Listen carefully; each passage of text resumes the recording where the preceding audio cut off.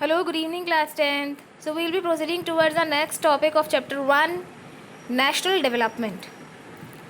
As we have seen above, individuals seek different goals than their notions of national development is also likely to be different.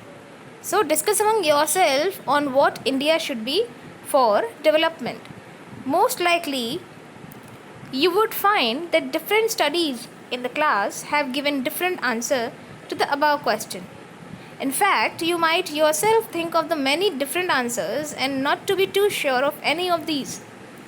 It is very important to keep in mind that different person could have different as well as conflicting notions of a country's development. If we discuss कि एक country के development में किन किन features की ज़रूरत होती है तो हर एक इंडिविजुअल का अपना एक अलग आंसर होगा. And that is what the main thing because India contains diversity. So ये बहुत ही इम्पॉर्टेंट है कि हम इस चीज़ को हमेशा अपने माइंड में रखें कि डिफरेंट पर्सन जो होते हैं उनके डिफरेंट पर्सपेक्टिव्स होते हैं. वो थॉट्स जो उनके होते हैं वो कॉन्फ्लिक्टिंग भी होंगे और एक दूसरे से डिफ़र भी करेंगे. और यही चीज़ जो है वो किसी भी कंट्री के डेवलपमेंट में यूज़फुल भी होती है. However, can all the ideas be considered equally important? और if there are conflicts, how does one decide? ऐसे ही जब किसी कंट्री का डेवलपमेंट होता है और एक पार्टी जब उस कंट्री के डेवलपमेंट में भागीदारी निभाती है तो हर एक पर्टिकुलर इंडिविजुअल का अपना एक पॉइंट ऑफ व्यू होता है, अपना एक थॉट होता है.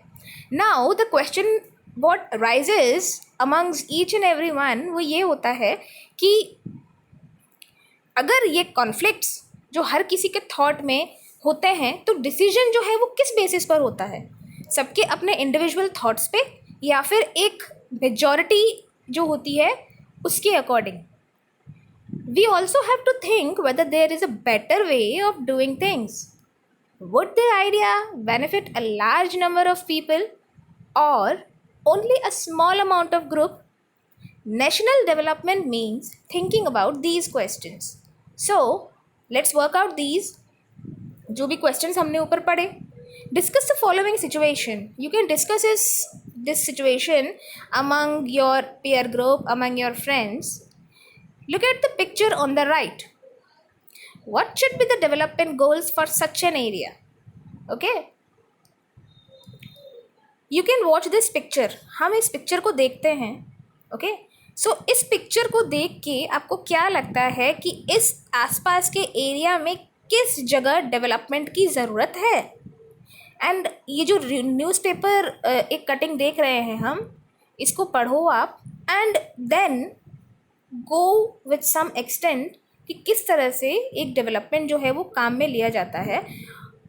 Who are the people who benefited and who did not? किन लोगों को इस डेवलपमेंट में बेनिफिट मिला और किन लोगों को नहीं मिला? What should be the development goals of this country? ये जो पर्टिकुलर जगह है जिस भी कंट्री की है, इस कंट्री का डेवलपमेंट गोल क्या होना चाहिए? And what can be some of the development goals for your village, town और लोकेलिटी? और जिस जगह, जिस लोकेलिटी में, जिस विलेज में या जिस टाउन में आप रहते हो वहाँ पे डेवलपमेंट गोल्स किस तरह से होने चाहिए?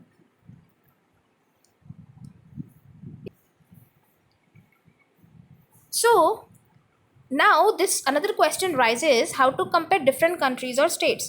Different countries और states को हम लोग कैसे differentiate करेंगे, उनको कैसे compare करेंगे? Okay, दो question rises होते हैं कि कुछ countries जो होती हैं वो developed कहलाती हैं और कुछ countries जो होती हैं वो underdeveloped कराती हैं. तो हम ऐसे क्या criteria रखेंगे जिसमें कि हम लोग दोनों को differentiate कर सकें? जैसे कि हम जब भी दो चीज़ों को compare करते हैं तो हम दो चीज़ों पर उनकी दो चीज़ों की तरफ हम लोग ध्यान देते हैं. फर्स्ट होती है उनकी सिमिलैरिटीज़ और दूसरे होते हैं उनके डिफरेंसेस. किस तरफ कौन से ऐसे एस्पेक्ट्स होंगे जो हम कंपेयर करेंगे? जैसे हम स्टूडेंट्स का एग्जांपल लेते हैं. हर क्लास में अलग अलग तरह के स्टूडेंट्स होते हैं. उनकी हाइट डिफ़र होती है, उनकी हेल्थ डिफ़र होते हैं, उनके टैलेंट्स, उनके इंटरेस्ट डिफ़र होते हैं. ज़रूरी नहीं है कि जो बच्चा हेल्दी है वो सबसे ज़्यादा पढ़ाई लिखाई में भी इंटरेस्टेड स्टूडियस हो, पढ़ाई लिखा बच्चा हो. और ऐसा भी ज़रूरी नहीं है कि जो बच्चा सबसे इंटेलिजेंट है वो सबसे फ्रेंडलीस्ट बच्चा हो. राइट? तो हर एक डिफरेंस को निकालने के लिए एक क्राइटेरिया रेडी किया जाता है. जैसे कि अगर हमको एक स्पोर्ट्स टीम तैयार करनी है तो उसका क्राइटेरिया अलग होगा, एक डिबेट टीम तैयार करनी है, म्यूजिक टीम तैयार करनी है, और एक पिकनिक टीम तैयार करनी है जो कि उस पिकनिक को ऑर्गेनाइज करेगी। तो इन सब चीज़ों को एक उसमें ग्रुप में लाने के लिए सबका एक अपना अलग अलग क्राइटेरिया हम लोग यूज़ करेंगे। So usually we take one or more important characteristics of person and compare them with based on these characters। हम क्या करते हैं कि हम कोई एक कैरेक्टरिस्टिक लेते हैं जो कि इम्पोर्टेंट होता है और उसके साथ फिर हम दूसरे पर्सन को कंपेयर करते हैं। Of course there can be differences, और ये बहुत ऑब्वियस सी बात है कि डिफरेंसेस होंगे, nobody is same, right. About what are important characteristics, what should form the basis of comparison, friendliness and spirit of cooperation, creativity और marks secured.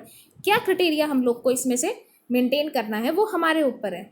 This is true of development too, और यही चीज़ हम development के लिए जब criterias ready करते हैं तब भी इन सारे एस्पेक्ट्स को हमको ध्यान में रखना पड़ता है कि कौन सा क्राइटेरिया हमको किस डेवलपमेंट की तरफ लगाना है।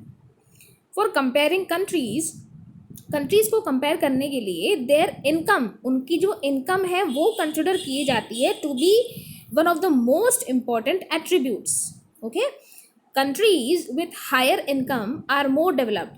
जिन कंट्रीज़ की इनकम हायर है वो डेवलप्ड कहलाएंगी then others with less income. This is based on understanding that more income means more of all things. ज़्यादा इनकम होगी तो चीज़ें भी ज़्यादा अवेलेबल होंगी, रिसोर्सेज ज़्यादा अवेलेबल होंगे जो कि ह्यूमन बींग्स की नीड होती है। What ever people like you should have, जो भी आप चाहते हो वो आप ले सकते हो, मांग सकते हो, अपने बाय कर सकते हो, परचेज कर सकते हो, और whatever it is they will be able to get with greater income. So greater income itself जो है it is considered to be one of the important goal. Now what is the income of country, country की income क्या होनी चाहिए? Intuitively, the income of country is the income of all residents of country. This gives us total income of the country. यहाँ पर हम लोग ये देख रहे हैं कि इनकम ऑफ द कंट्री, किसी भी कंट्री की income is the income of all the residents of country. उस कंट्री के में जितने भी रेसिडेंट्स रहते हैं वो उन पर्टिकुलर रेसिडेंट्स की इनकम होती है, एंड यही this only gives us the total income of country. और यही हमको टोटल इनकम किसी भी कंट्री की कितनी हो रही है उसके बारे में हमको ये इन्फॉर्म करते हैं, उसके बारे में हमको एक स्टैटिस्टिक्स ये बताते हैं। However, for comparison between countries, total income is not such useful measure. Comparison countries में करने के लिए total income जो है वो ज़्यादा useful measures हालांकि नहीं है, since countries have different populations, because countries में different populations भी होते हैं, अलग अलग काइंड ऑफ नंबर्स हमको मिलेंगे पॉपुलेशंस के। Comparing total income will not tell us what an average person is likely to earn. और इनकम अगर हम टोटल इनकम अगर हम कंपेयर करेंगे तो ये हमको ये नहीं बताएगा कि जो पर्टिकुलर पर्सन है वो कितना अर्न कर रहा है। Are people in one country better off than other, कि एक कंट्री के लोग हैं जो दूसरी कंट्री के लोगों से बेटर हैं, this will not tell us this.